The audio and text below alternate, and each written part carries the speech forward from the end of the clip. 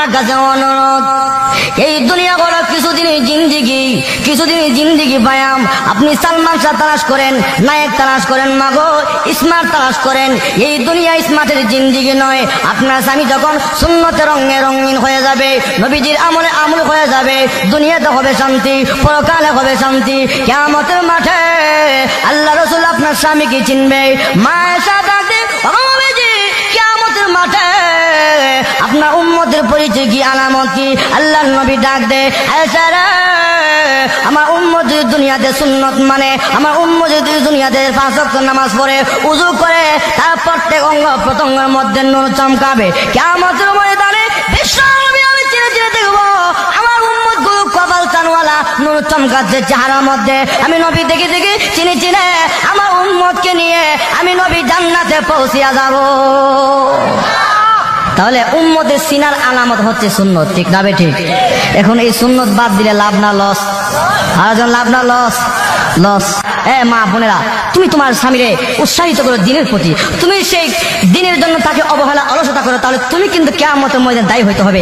আল্লাহর কসম, বিশ্ব নবীর এই সুন্নতের সঙ্গে ঠাট্টা মস্কারি করলে তুমি কিয়ামতের ময়দানে আল্লাহর কাছে জবাবদিহি করতে হবে। যেরকম ঠিক না ঠিক? কিছু চেয়ে আল্লাহর নবীকে প্রাধান্য দিতেন। যেরকম মারহাবা, কি প্রাধান্য? আল্লাহর নবী পত্র দিল, এক যুদ্ধে যেতে হবে, হুযায়ফার কাছে পত্র লিখেছে, যুদ্ধের মধ্যে তুমি প্রথম সেনাপতি, প্রথম আমির যেতে হবে। ওই পত্র পাওয়ার সঙ্গে সঙ্গে আল্লাহ নবী সাহাবী হুযায়ফা রাদিয়াল্লাহু তাআলা নাম, উনি যখন পত্র পাইলেন চুমা দিলেন, গাল লাগাইলেন, চোখ লাগাইলেন। হুযায়ফা রাদিয়াল্লাহু তাআলা আনহু এই অবস্থা বিয়ের মজলিসের মধ্যে শুধু ইজাব কবুল করেছে। ইজাব কবুল করার সঙ্গে সঙ্গে হুযায়ফা রাদিয়াল্লাহু তাআলা আনহু মজলিস থেকে উঠে যায়। মজলিসের লোকেরা ডেকে ডেকে বলল, হুযায়ফা রে, তুমি কোথায় চলে যাচ্ছ? আমি চলে যাচ্ছি, বিশ্ব নবী, মায়ার নবী, রহমতের নবী আমাকে পত্র দিয়েছে, আমি আর বিলম্ব করতে পারি না। রে হুযায়ফা, নবী সুন্নত হিসাবে বিবিকে দেখে যাও, স্ত্রীর দেখে যাও না, বিশ্ব নবীকে উনার সঙ্গে আমার বেয়াদবি হয়ে যাবে, অন্যায় হয়ে যাবে।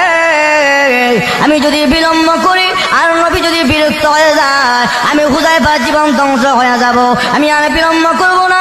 আবার গুড়ার মধ্যে সারা হইয়া অস্ত্রের সজ্জে সজ্জিত হয়ে আবার জিহাদের ময়দানে রওনা। এবার ওখানে যাওয়ার সঙ্গে সঙ্গে নতুন বিবি পত্র দিয়েছে, স্বামীরা নতুন ইজাব কবুল হয়েছে, ও স্বামী আপনার সঙ্গে একটু দেখা সাক্ষাৎ করার মধ্যে মনের মধ্যে আসা, আপনি আমার সঙ্গে একটু সাক্ষাৎ করুন। অপর পৃষ্ঠায় লিখে দিল, বিবি আমি আর সময় দিতে পারবো না গো বিবি, জান্নাতে হুরগাল মাল আমার জন্য অপেক্ষা করতেছে, আমি আর আসতে পারবো না, আমাকে ক্ষমা করে দিও। অপর পৃষ্ঠা লিখে দিয়ে আবার চিঠি আসলো, আবার চিঠি আসলো, 3 নাম্বার পর্যন্ত চিঠি এসেছে। অপর পৃষ্ঠায় আবার লিখে দিল, বিবি তুমি আমাকে বিরক্ত করবে না, আল্লাহ নবী আমাকে পারমিশন দিয়েছে, এজাজত দিয়েছে, আমাকে বিরক্ত করবে না। আল্লাহ নবী পত্র থেকে বলল, হুযায়ফা রে, কে তোমার বারবার পত্রের মাধ্যমে বিরক্ত করতেছে? হুজুর, গতকাল কিছুদিন আগে যে আপনি আমাকে পত্র দিয়েছিলেন, আমি হুযায়ফার ইজাব কবুল হয়েছিল গো নবীজি, যার কারণে আমি হুযায়ফা ইজাব কবুল করার সঙ্গে সঙ্গে আমি যুদ্ধের ময়দানে চলে আসলাম। ইয়া রাসূলুল্লাহ, ইয়া হাবিবাল্লাহ, গো নবীজি এই জন্য পত্র পাওয়ার সঙ্গে সঙ্গে আর বিলম্ব করে নাই, দেরি করে নাই। আল্লাহর নবী ডাক দি, হুযায়ফা রে, আমি নবী পারমিশন দিলাম, অনুমতি দিলাম, যাই এই মুহূর্তে তোমার বিবির সঙ্গে তুমি সাক্ষাৎ করে আসো। এবার যুদ্ধের গুড়া নিয়ে শ্বশুর বাড়ির সামনে ডেকে ডেকে বলল, বিবি রে কি বলার বল। এবার বাড়ি কিনা দাঁড়িয়ে দাঁড়িয়ে বলল, স্বামী আমরা জানি মুজাহিদরা যুদ্ধে যাওয়ার আগ মুহূর্তে দোয়া করলে দোয়া কবুল হয়, আমি শুধু দোয়া করব, আপনি শুধু আমিন বলবেন। উনি বলল, প্রয়োজন হলে আমি আমিন বলবো। এবার স্ত্রী দোয়া করলো, প্রভু গো, নতুন বিয়ে হয়েছে, দেখা সাক্ষাৎ হয় নাই, আল্লাহ যুদ্ধের ময়দান থেকে আমার স্বামীর ফেরত এনেও। এই দোয়া করার সঙ্গে সঙ্গে হাত ছেড়ে দেওয়া এই অবস্থা। কান্না, বিবিরা দিনের পথে বাধা দিস না, আমার বিরক্ত বোধ করিস না, আর বিলম্ব করিস না, আমাকে যেতে দে। এই বিবি কিয়ামতের মাঠে তোমার সঙ্গে আমার সাক্ষাৎ হবে। এই কথা বলে এই যুদ্ধের মধ্যে আল্লাহ নবী সাহাবী হুযায়ফা রাদিয়াল্লাহু রাদিয়াল্লাহু তাআলা আনহু চলে গেল। উনি চলে যাওয়ার পর যুদ্ধ করতে করতে আল্লাহ রাস্তায় নবীর সাহাবী আল্লাহ রাস্তায় শহীদ হইয়া যায়। কি পরিমাণ মহব্বত ছিল আল্লাহ এবং আল্লাহর রাসূলের প্রতি, দ্বীনের প্রতি, যেরকম ঠিক না বেঠে। এই জন্য ভাইরা আমার, ওই সাহাবা কেরাম আল্লাহ এবং আল্লাহ রাসূলকে মহব্বত করার কারণে দাম কমছে না বাড়ছে? বাড়ছে। যাক বলতেছিলাম, এই জন্য সুর গুহায় আবু বকর সিদ্দিক রাদিয়াল্লাহু তাআলা আনহু নবীজিরে নিজের জীবনের চেয়ে বেশি মহব্বত করছে, নবীর আমলে হয়েছে, ঠিক না বেঠে?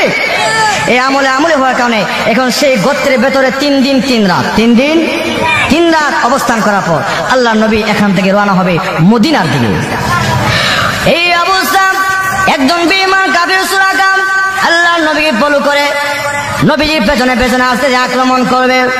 আল্লাহ নবী ডাক দি, প্রভু গো, জালিমের জুলুম থেকে হেফাজত করো। দোয়া করার সঙ্গে সঙ্গে ইয়ামার সুরাকা দেখাচ্ছি গুড়া নিয়ে নিচে ডাকতে শুরু করছে। সুবহানাল্লাহ। নিচে ডাকতেছি। সুরাকা বলো, ইয়া রাসূলুল্লাহ, আমি মাফ চাই, ক্ষমা চাই, হুজুর ভুল করছি। একবার দুইবার তৃতীয়বার পর্যন্ত আসতেছিল। শেষ পর্যন্ত কেউ বলে মুসলমান হয়েছে, কেউ বলে মুসলমান হন নাই, তবে নবীজিকে আর আক্রমণ করে নাই, চলে যায়।